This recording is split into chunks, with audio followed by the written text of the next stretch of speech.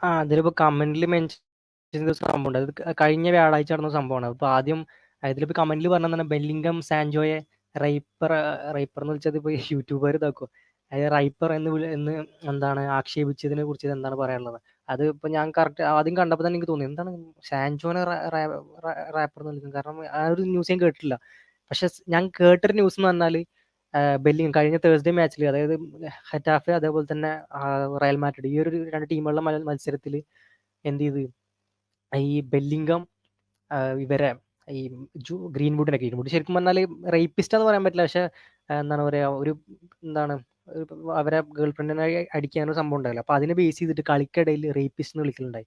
ഇതുപോലത്തെ അനാവശ്യമായിട്ടുള്ള സംഭവങ്ങൾ, അതായത് കളിക്കിടയിൽ എന്താണ് റേസിസം പരത്തുക, അതേപോലെ തന്നെ റേസിസ്റ്റിക് ആയിട്ടുള്ള കാര്യങ്ങൾ പറയാം. ഇതുപോലത്തെ സംഭവത്തിനെ കുറിച്ച് എന്താ പറയുള്ളത്? അത് ശരിക്കും പറഞ്ഞാൽ ഡിസിപ്ലിനറി ആക്ഷൻസ് എടുക്കേണ്ടവർക്കെതിരെ.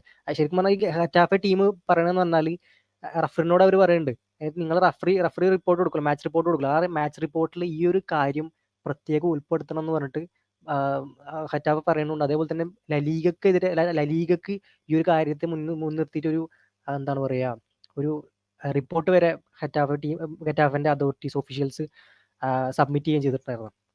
അതിനെ പറ്റി എന്താ പറയാനുള്ളത്? തീർച്ചയായും ഇത്തരം കാര്യങ്ങളൊക്കെ എന്താണ് ഫുട്ബോൾ എന്ന് പറഞ്ഞ ഗെയിമിന്റെ ആ ഒരു വാല്യൂവിനെ വളരെ നന്നായി ബാധിക്കുന്നുണ്ട്. കാരണം ഇപ്പൊ നമുക്കറിയാം, പണ്ട് ഫുട്ബോളിൽ നിലനിന്നൊരു കാര്യമായിരുന്നു. പണ്ട് ആഫ്രിക്കൻ ഫുട്ബോളിൽ ആഫ്രിക്കൻ നേഷൻസ് ഒക്കെ അവരുടെ കാലഘട്ടങ്ങളിൽ, വേൾഡ് കപ്പ് കാലഘട്ടങ്ങളിലൊക്കെ അവർ മന്ത്രവാദികളെ കൊണ്ടുവരും. മന്ത്രവാദികളെ കൊണ്ടുവന്നിട്ട് അതിനെ പോസ്റ്റ് മന്ത്രം ചെയ്ത് ഇത്ര അടിച്ച് എന്താണ് മന്ത്രവാദം ചെയ്തിട്ട് പോസ്റ്റിൽ ഗോൾ വീഴുക. അതുപോലെ പല അനാചാരങ്ങളും ഉണ്ടായിരുന്നു. പലർക്കും പലതരത്തിലുള്ള അന്ധവിശ്വാസങ്ങളും ഉണ്ടായിരുന്നു. അതുപോലെ തന്നെ എന്താണ് ഗോൾ കീപ്പറിന്റെ തലയിൽ ഉമ്മ വെച്ച് കഴിഞ്ഞാല് അങ്ങനെയുള്ള പോസ്റ്റിന്റെ എന്താണ് ചുറ്റോറം എന്തോ പൊടിയൊക്കെ കൊടുത്തിടുക, അങ്ങനെയുള്ള പല കാര്യങ്ങളും അങ്ങനെ പിന്നീട് ഈ മന്ത്രവാദികളെ ഈ ഒരു എന്താണ് എല്ലാ ആഫ്രിക്കൻ ടീമിന്റെ ഒപ്പം ഒരു മന്ത്രവാദി ഗ്രൂപ്പുകളെ കൊണ്ടുവരുന്ന പരിപാടി ഉണ്ടായിരുന്നു പണ്ട്. പക്ഷെ ഇപ്പൊ അതില്ല, ഫിഫ അത് ബാൻ ചെയ്ത്. അന്ന് അത് അവിടെ ഒഴിവാക്കി. അതുപോലെ തന്നെ ഇന്നും ഇതേപോലെ സംഭവങ്ങൾ ഒഴിവാക്കി. ഇതൊക്കെ അൺനെസസറിയുള്ള കാര്യങ്ങളാണ്. ഇങ്ങനെ കളത്തിന് പുറത്ത് അധിക്ഷേപങ്ങൾ നടത്തുന്നതും എന്തെങ്കിലും കാര്യങ്ങൾ കളത്തിൽ കളിച്ച് ജയിച്ച് കാണിക്കുകയാണ് വേണ്ടത്. അല്ലാതെ ഇമാതിരി പുറത്തു പോയിട്ട് എന്താണ് വായ തോന്നി വിളിച്ചു പറഞ്ഞല്ല കളിയുടെ ഔചിത്യം. അത് കളിയുടെ ഔചിത്യത്തിനെ ബാധിക്കുകയുള്ളൂ. നമുക്കറിയാം യൂറോപ്പിൽ പല ക്ലബിലും പലരും ഫാൻസ് ഇങ്ങനെ ചെയ്യണം, നമുക്ക് മനസ്സിലാക്കണം. പക്ഷെ ഇങ്ങനെ നല്ല പ്രൊഫഷണൽ ഇങ്ങനെ പ്ലേയേഴ്സ് ഇങ്ങനെ ചെയ്തു തുടങ്ങി കഴിഞ്ഞാൽ ഫുട്ബോളിന്റെ അവസ്ഥ എന്താവും?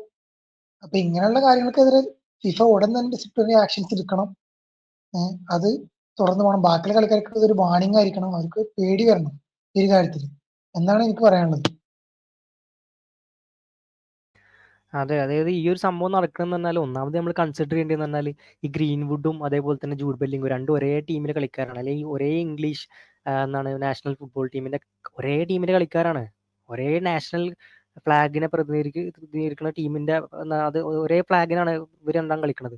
എന്നിട്ട് പോലും ഇവർ രണ്ടാളും അങ്ങോട്ടും ഇങ്ങോട്ടും എഗെയിൻസ്റ്റ് ആയി നിൽക്കുന്നതെന്ന് ആലോചിച്ച് നോക്ക്. ഇത് ഈ ഒരു സംഭവം നടക്കണമെന്ന് പറഞ്ഞാൽ, അതായത് ഗ്രീൻവുഡിനെ ഈ ഒരു എന്താണ് ബെല്ലിംഗം ടാക്കിൾ ചെയ്യാണ്. അപ്പൊ അതിനുശേഷം അവിടെ ഉണ്ടാകുന്ന പ്രശ്നത്തിൽ ബെല്ലിംഗം പറയാണ്, അതായത് ക്യാമറയിൽ ക്യാപ്ചർ ചെയ്യണതാണ്, ഈ റേപ്പിസ്റ്റ് വിളിച്ചതായിട്ട് ക്യാപ്ചർ ചെയ്യപ്പെടുകയാണ്.